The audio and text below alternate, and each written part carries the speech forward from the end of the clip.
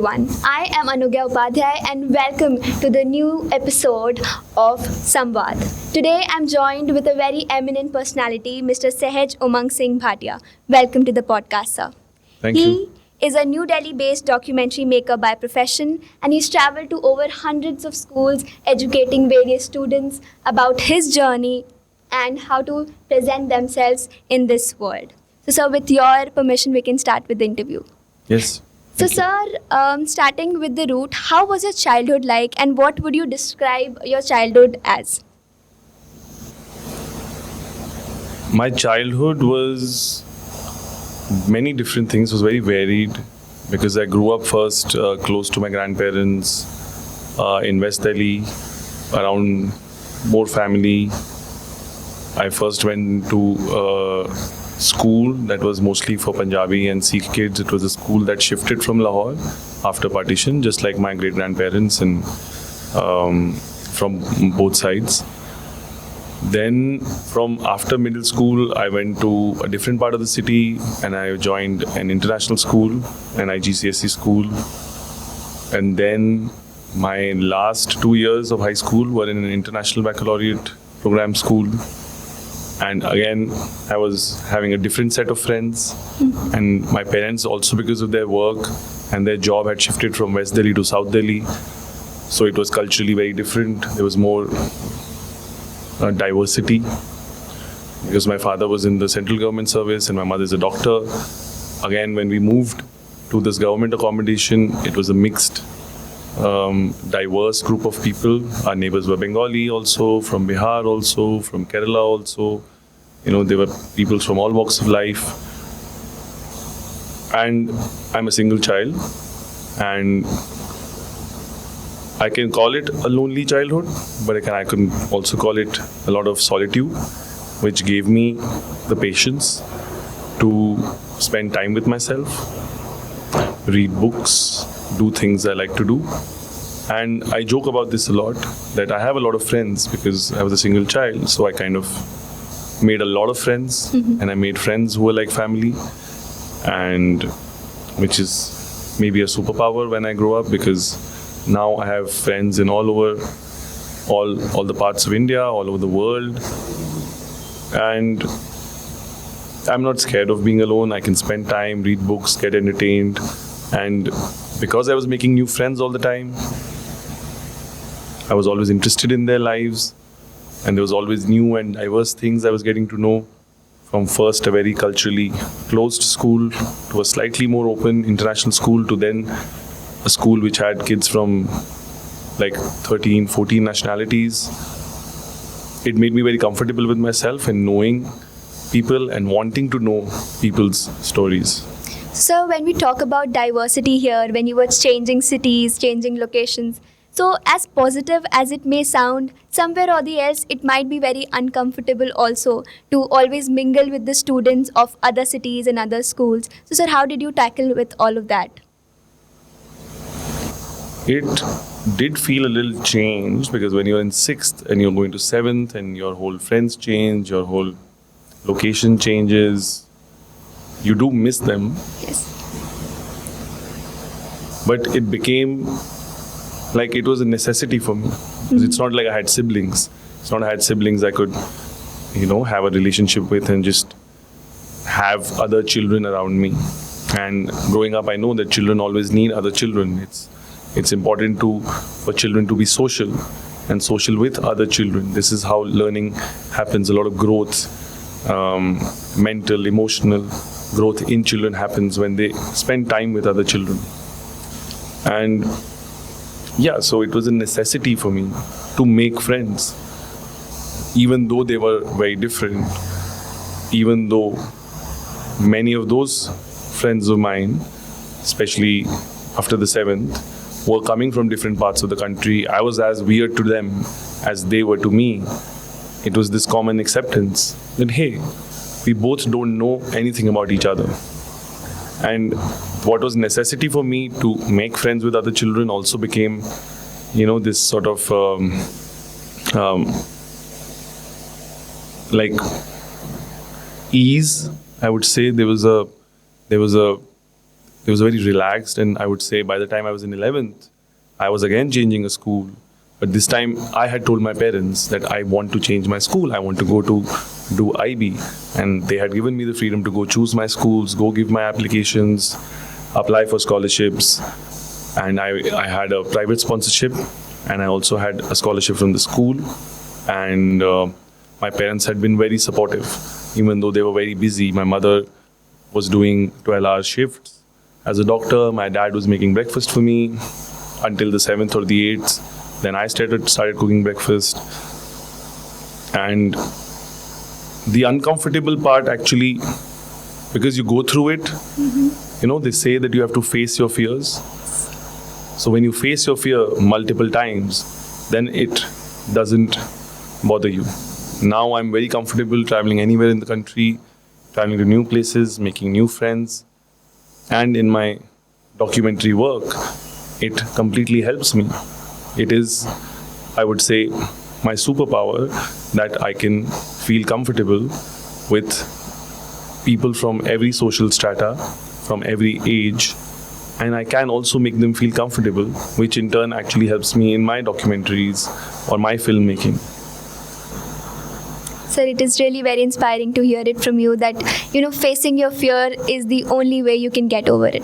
So, sir, now going towards your professional journey, what actually inspired you to start documenting, places and documenting people's life and everything? Take us through that journey. I had not left school thinking I would be doing theatre or films. I was a big physics nerd. And the reason I wanted to do IB also was that I could focus and just do physics. Because in my IGCSE, I did take a physics as a separate subject, and which is when I fell in love with it. Also, I had good grades. I was doing very well in physics and math, and also English and most subjects, and I felt very comfortable. My aim in life was to be a physicist, even though my parents thought, you should be an engineer. And there was a big debate in my house, because my mother is a doctor, my father was an engineer. So, however, as soon as I got out of school, my aim had been to go abroad, to go to the best physics universities. And this is 2008, 2009, the financial crisis. The scholarships had dried up. And I landed up in Delhi University, just doing physics honors. And the pedagogy was so different that in 2 months or 3 months, I was bored. You raise your hand, you ask a question to the teacher. They were not interested. My professors had this... most of my professors had their notes from back in their graduation days, these tattered copies that they were opening and reading out their notes for a class of 80 students to just put down. One of my father's close friends had done his physics from St. Stephen's in the 70s. And when he heard that I'm also doing physics, he was very happy. He got all his books and he gave me all the books. And I started reading them. And this is 1 month before my session started, or 15 days. And then when the session started, I went to buy the books from my actual course books, assuming that I have to buy the new books. Turns out,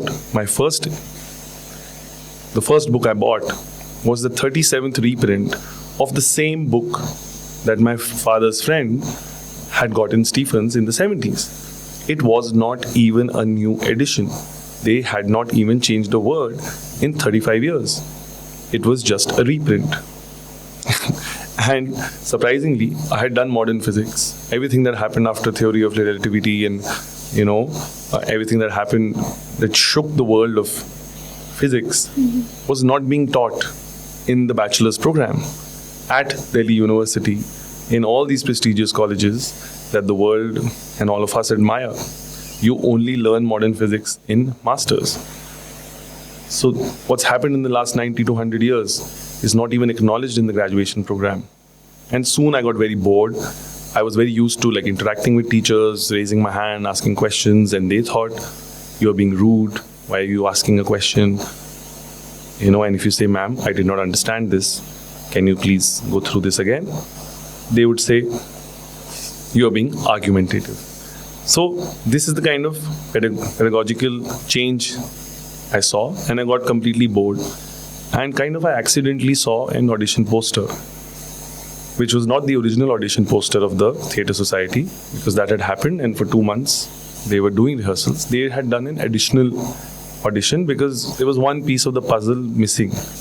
They were doing Jean-Louis' Antigone, and I saw it. I thought I might as well do something.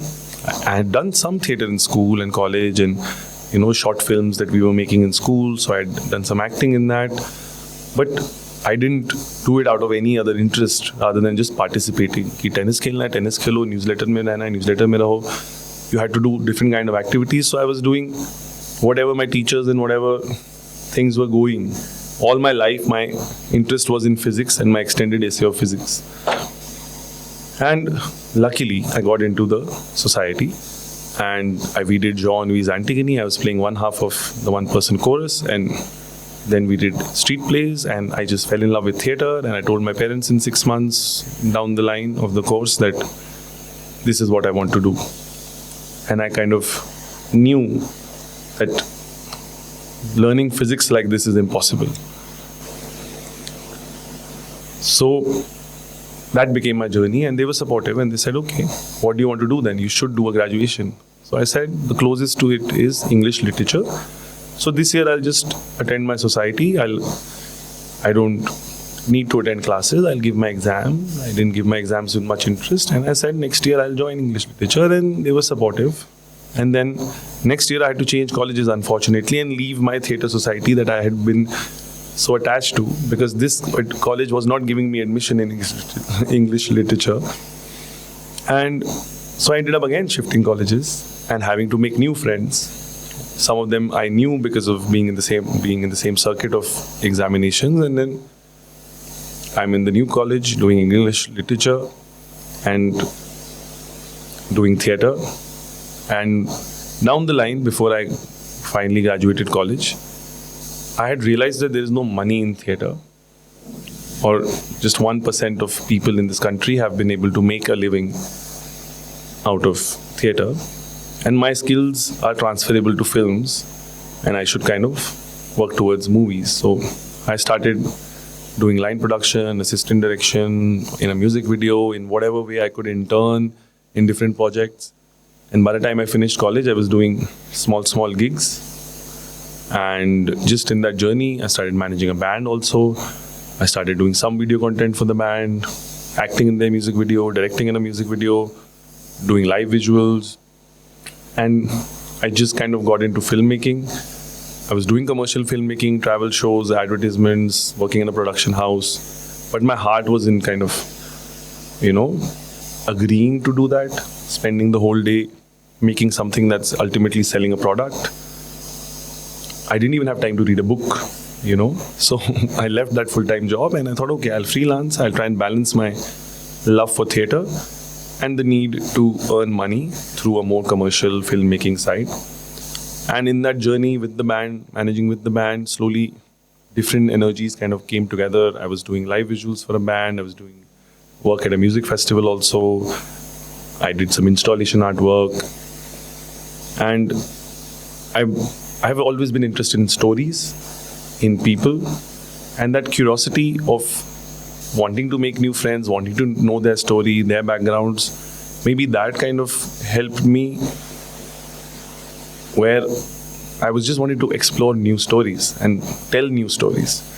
In my school, when I would bunk my class, I would be found in the library reading books or encyclopedias. And this is the time where there was very slow internet. So the only way you could gather information or gather something was encyclopedias. And Britannica, whatever other encyclopedias and books we had in our library, that's all I would do.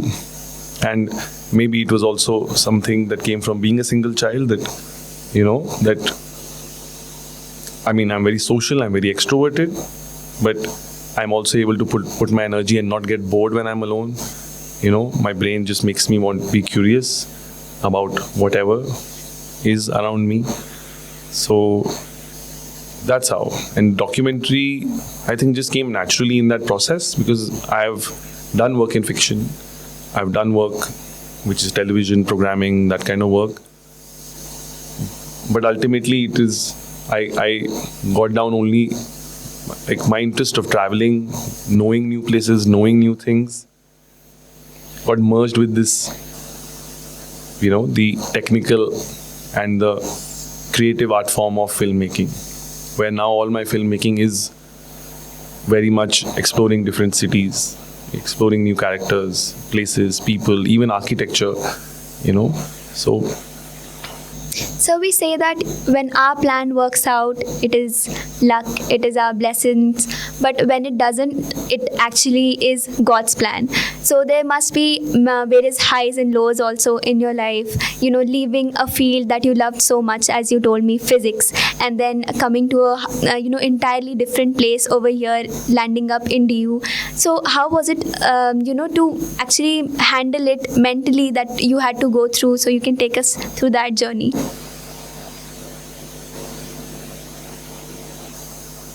Mentally, as in, As in, adjusting? How did you adjust over there? As you told me, you are an extroverted person. But sometimes what we feel like, you wanted to go abroad, you wanted to travel, and then, you ended up in DU, actually finding your way through over there. So how did you feel over there? I mean, I didn't consider it much of an hardship because I knew my reality. I knew my realities of my parents' finances, which is why they gave me the freedom after 10th, when I said I've gotten to know about this very interesting curriculum where you can focus on certain subjects, take them higher level, do an extended essay, and you can study literature also. And I was always very curious about a lot of things. And I was acutely aware of that, even from 8th or 9th onwards. So they had given me the choice that you choose, you know the fee structure, you know how much we earn, you know how much we can spend, which is why I applied to scholarships. I got through some of them and somehow we managed. So I knew that if I don't get a scholarship, I won't be able to go abroad. It seemed disappointing, but yes. I would say it didn't even take me less than a month, because I was in a new environment, making new friends. That pedagogical shift bored me for a while.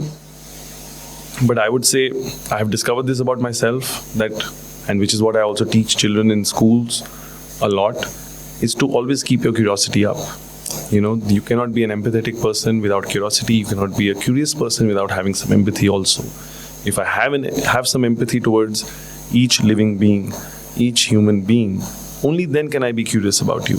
Only then can I also document you honestly. Only then can I tell your story honestly. Ultimately, when I'm making a film, it is a product that's mine, right?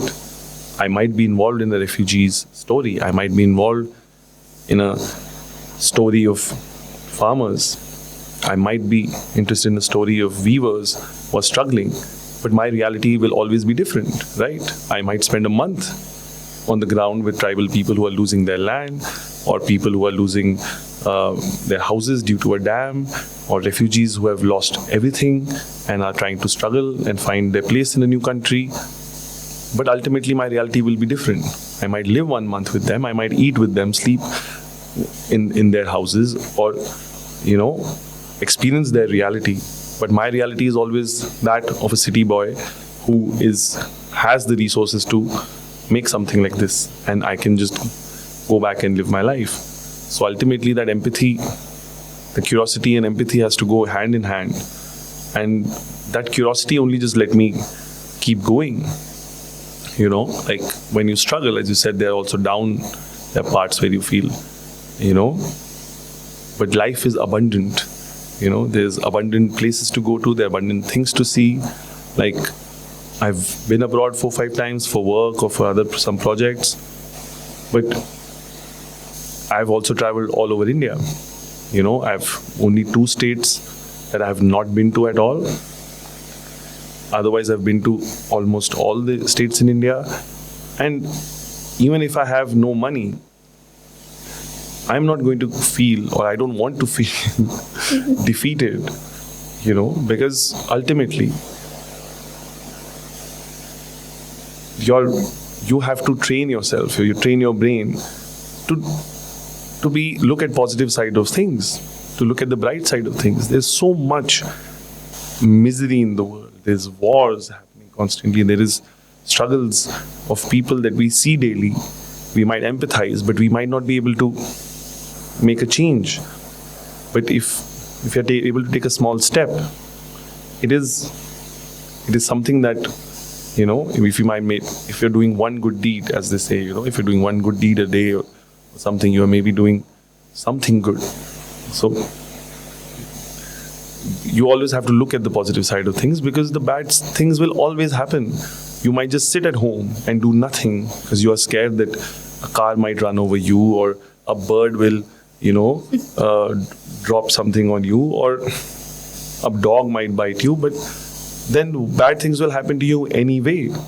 So you have to be ready to face them and just keep the bright side of things, because there'll always be a lot of bright sides to look at. So, sir, yes, as it is said that there's something good in every bad thing, and it is something bad in every good thing. So, sir, as you mentioned traveling, that you have been traveling all around the world as well as the country, India, how has it shaped you as a person? What changes did you notice in yourself when you have traveled so much? I haven't traveled all over the world. I only traveled abroad 4 or 5 times. Okay. And the last has been even before pandemic, so now it's more than 5 or 6 years. Okay. And the point I was trying to make there was that I cannot feel, 2017, I was in a music festival in March. I was in another festival in August, both places working and doing something creative, doing live visuals for a band. Then I was traveling and trying to learn how to surf 1 year. I cannot compare. That, that year was amazing and I went abroad 3-4 times, or I went to like 15 cities and I did 7-8 projects and all of them feel so great, and now I have not done X country or Y country, or I have not been to a new country. That, if you keep mulling over something like that, or you compare, or you kind of create that situation that, oh my God, all my friends went abroad after school. Many of them live abroad, work abroad, have amazing lives. I cannot feel, if I'm just going to feel, hey, like I'm not doing this or I'm doing that, that is not productive at all also, right? Sometimes I meet people from the Northeast who tell me that I've been to more places than them. I've met a lot of Arunachali people with whom, when I have a conversation and I am talking about, being to certain districts or being to certain challenging places, they're like, oh my God, these are places I've also not been to. Being a local and being somebody who can easily come to. And I feel, okay, I'm doing something good, right? Like, sometimes you might not even have an end product, right? You might not finish a film. You might not, that sometimes you might not have a successful product, or you might not have something finished. But one can always, look at the bright side that, okay, I got to experience this thing. I got to learn from this thing. As I said, life is abundant. People think, oh, I'm in my 30s now, how can I do that? Oh, I'm in my 40s now, how do I do that? And I mean, there's a marathon runner who started running only after the death of his wife at the age of 95. So, how does that happen? There is infinite possibilities to do in this world. All you have to do is be curious about it and be positive about things. Because there is no other way. There's no other way to survive in such a miserable world where, you wake up to news of children being murdered, children being bombed and maimed, and you think you might be able to contribute something. You might have a voice, but your voice cannot matter because some things go way beyond. You might think that I'll make some art and it'll make a difference. You keep doing that, and then you also feel defeated that, okay, what's the point of this? When I just keep making this, but it is not even making a small change. It is not even making one small difference. It's not reducing even one death. So what do you do? What can you do? Right? You can just try and keep nudging and keep your conscience alive and keep pushing. When I'm working with children, a lot of times I tell people that out of 100 children, if one person has some empathy, has some change in them because of working in the arts, maybe have even one little 1% of change in people's heart because of working in art or watching theatre or watching film, that is enough. One cannot believe that they can completely change the world collectively or completely change the world individually. It has to be collective, and it has to be, it has to be gradual, and you have to keep going at it. Sir, as you mentioned that many a times when you are filming and documenting, you always do not end up with an end product, a successful end product. And sir, sometimes us as children also, we feel that we are not getting to the place that we wanted to be at, or we feel lost sometimes. We fail, we get up, but then again we fall and then we get back up again. Sir, what are some things or some tricks or some tips that you would share with us as students to tackle with this and handle this in our daily lives? I mean, as I said, we have to keep looking at the positive side of things, right? You have to keep looking at what can you do, what's in your hands, what can you change, what can you change about yourself, what can you change about the way you perceive things, right? The world teaches us to be cynical also. We also live very selfish lives, especially in urban centers. There's a lot of tech-induced and capital-induced social isolationism, I would say, where we are being pulled away from communities, we are being pulled away from each other into an isolation. We are all now just in our phones, right? Our parents protect us. Don't go there, don't swim there, don't jump there, don't watch that, don't touch this. इसमें कीड़ा है, इसमें कुछ है, खुजली हो जाएगा, ये हो जाएगा. Right? The world teaches you or forces you to, conform or stop your curiosity. A child looks at grass and wants to touch it, wants to feel it, wants to roll in it. Right? But 99% of the times, parents will be like, no, there are ants there. There'll be that there. Your clothes will get dirty. This will happen. Something else will happen. And you stifle creativity or you stifle curiosity. As children, if you are facing some struggles where you might not be able to finish something or you might not be able to feel satisfied, that, it wasn't the way I wanted it to be. It's okay. You always have another chance to do it again or do something different or do another new thing and go at it with more energy and more perspective and more enthusiasm than before, especially because you've already experienced it once. When I made my first few documentaries, after the second one or the third one, I've had failures where I did a 15-episode TV show which never got released. It didn't end up. We all got paid. It was finished. There was an end product. Everything well. But we don't know. It didn't end up being in my hands or anybody else's hands, that the channel never released it. We don't know what happened. We went on with our lives, and that was my directorial debut for television, and a very ambitious 15-episode, 1-hour episode programs, and it involved my life in music and my life of Northeast and my filmmaking and non-fiction filmmaking. And okay, I did that. Now the next time I go at it, I tried to be more enthusiastic, knowing that, okay, I made a lot of mistakes there also, so I need to just remember the learnings I have from that. What's going to happen if you feel defeated? Nothing.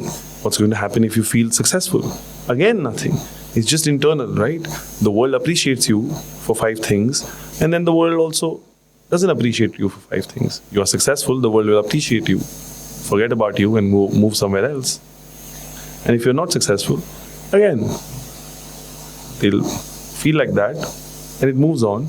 And until you try, until you keep trying, until you keep trying and doing something, you will always be stuck there, in your own eyes and in the world. So you have to keep trying and keep getting better. That's all the life, and that's all the journey of life. Otherwise, everything else is, as they say, we are in Varanasi, and everything else is Maya, right? Everything else is a complete illusion. Our success is an illusion, our privilege is an illusion, our perception of ourselves is an illusion. Our wealth, us thinking, I'm so good, I'm so successful, I have 5 awards, I have 3 things, I have 10 achievements, I have 15 these. This is all Maya. So ultimately, how you experience things and how happy you can be and how satisfied you can be and how fulfilling a life you're living for yourself is the most important thing. Other people's perception doesn't matter. Somebody else telling you you're 70%, you're not good for this, you're 80%, you're 85%, you're 95%, doesn't matter at all. Until and unless you're living a fulfilled and happy life where you're getting to do what you want to do. Yes, sir. We should always be happy from within, whatever is happening on the outside. So, sir, coming from a country like ours, where we prioritize becoming doctors or engineers in our families, you took an entire different path. So, sir, what was it like in your family when you told them that, yes, I wanted to go in this part of documenting in arts and theatre? How was it like in your family? What was your parents' reaction and how did they support you?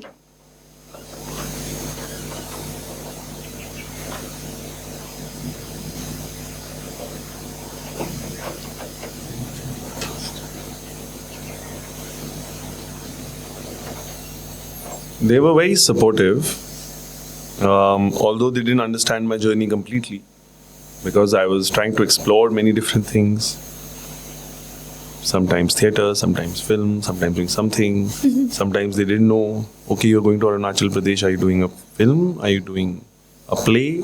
And I would say, no, there's a music festival and I'm volunteering there. And they're like, okay, why? So are you doing event management now? And I'm like, no, I manage this band and they have founded this music festival and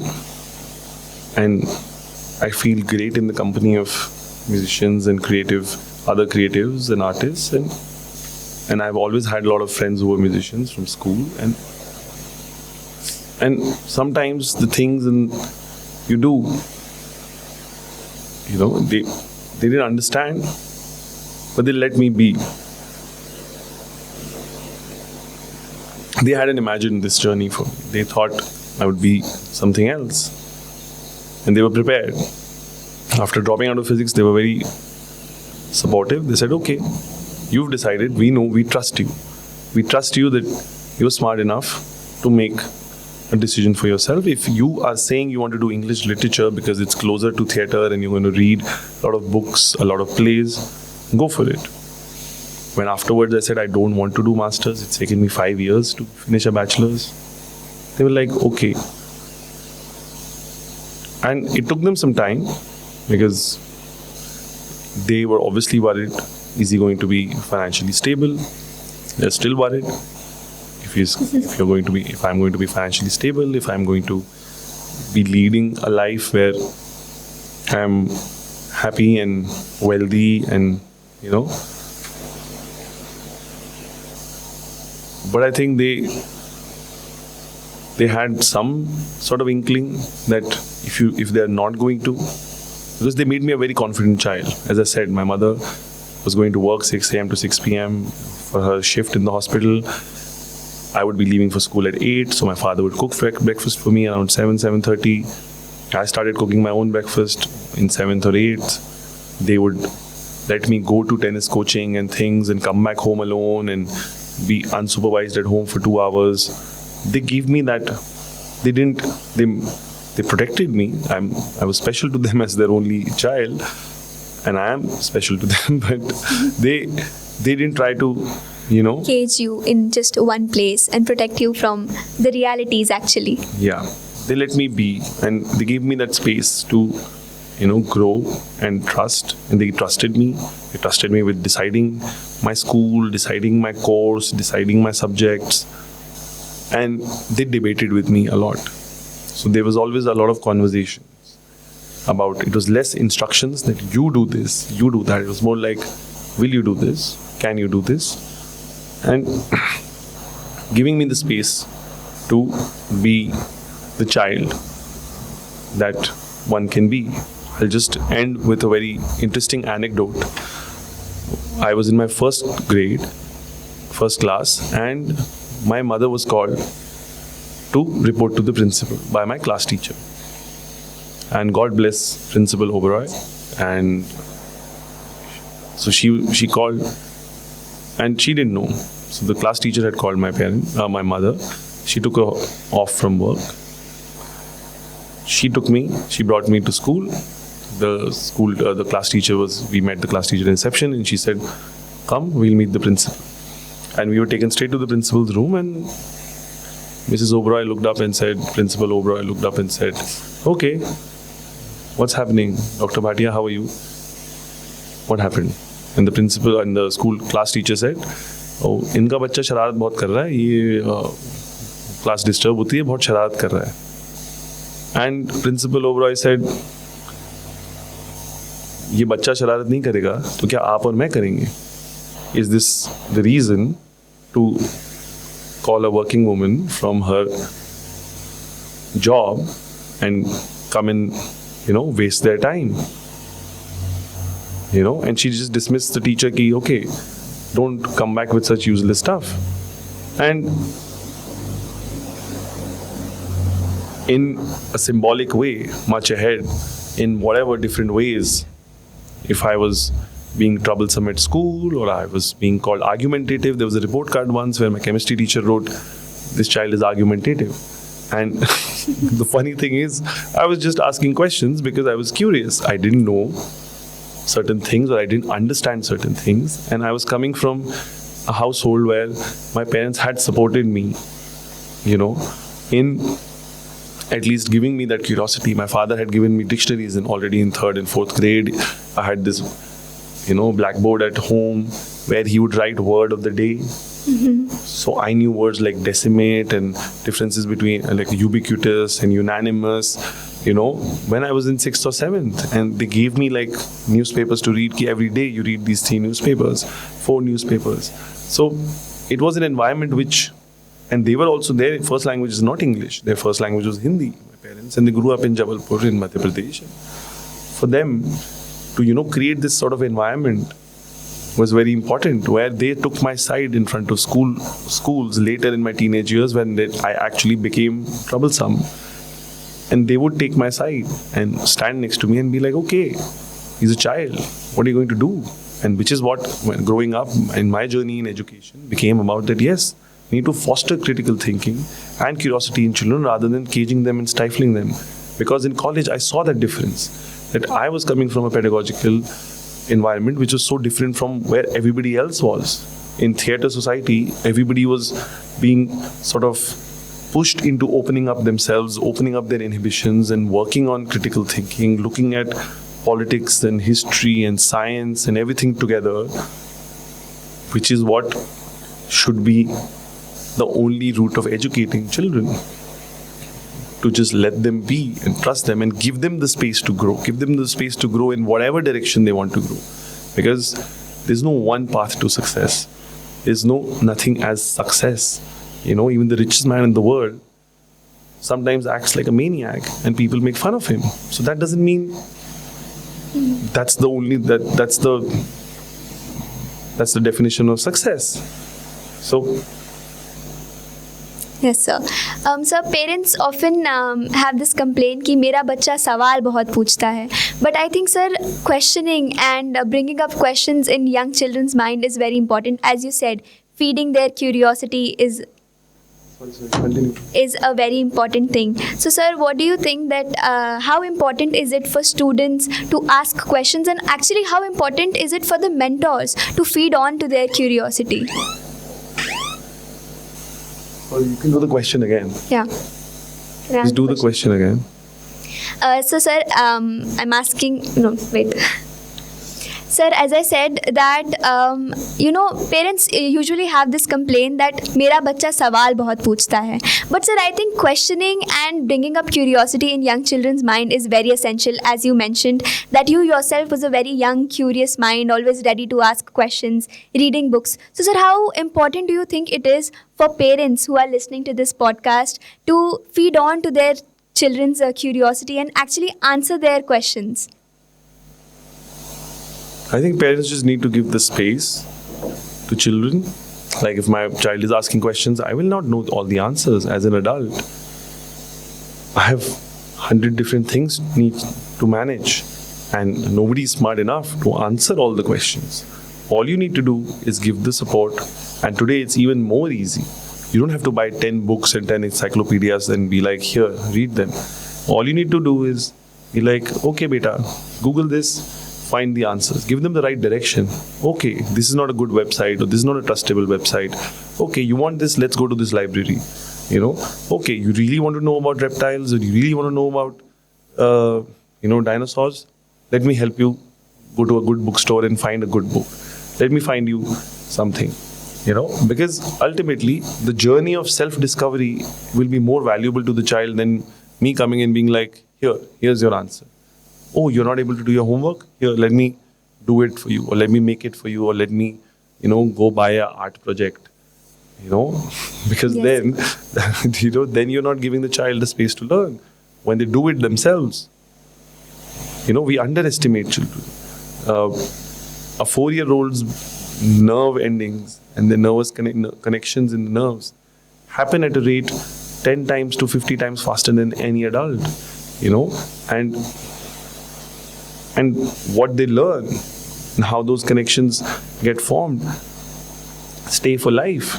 So when we give them the space, all of us have been blessed with brains that, are always will naturally be curious, which is why human civilization, which is why we have evolved into this thinking, conscious race, or not race, but species of Homo sapiens, from apes and everything,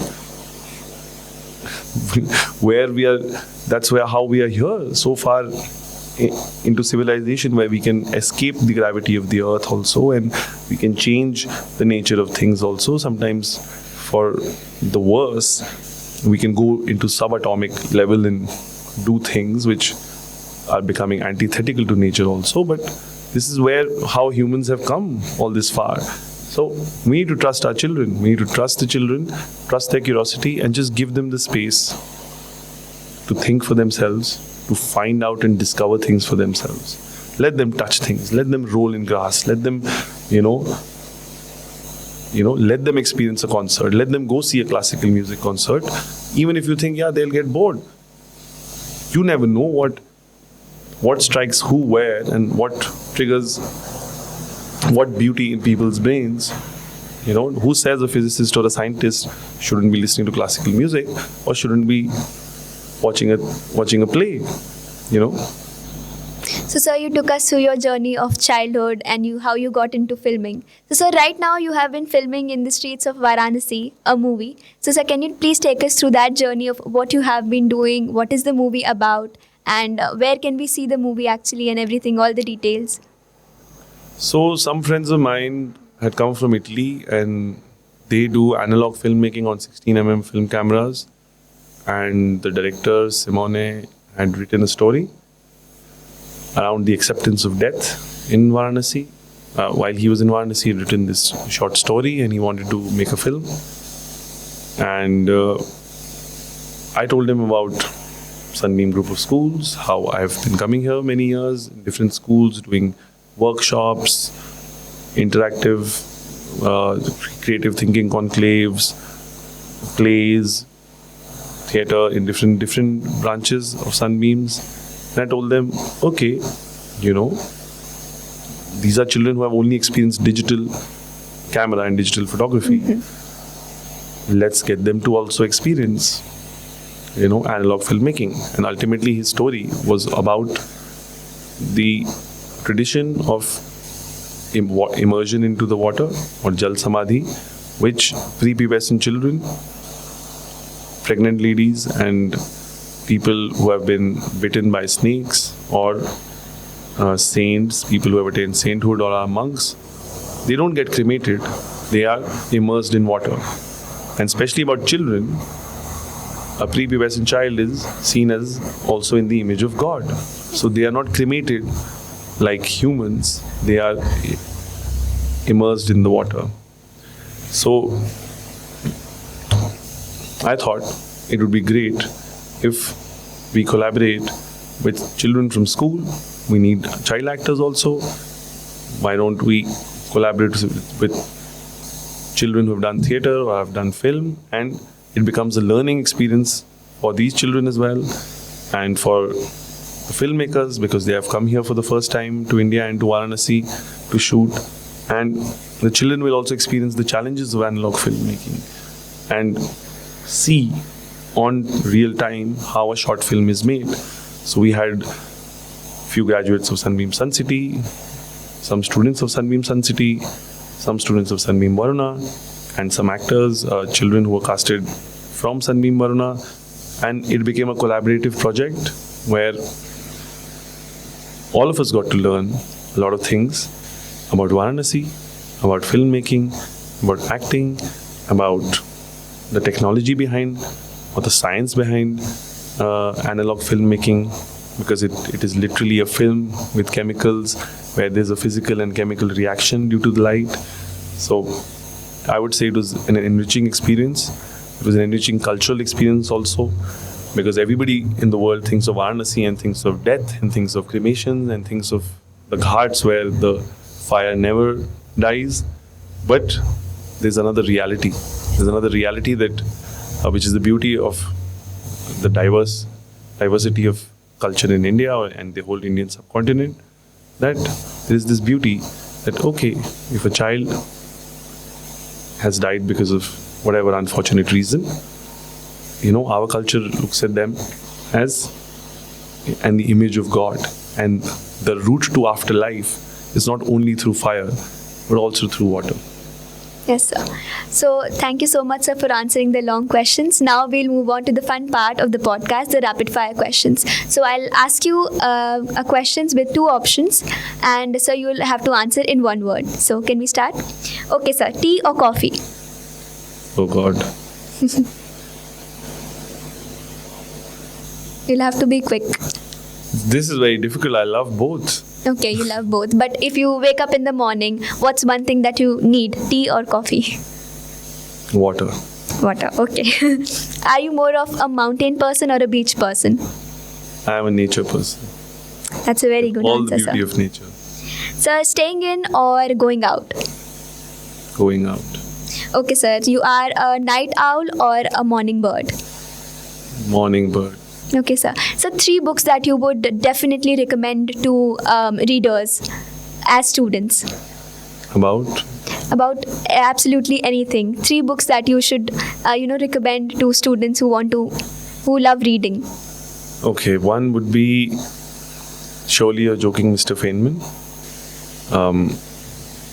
This is a book that got me into love of physics. Richard Feynman is a very famous physicist, and it's totally not written.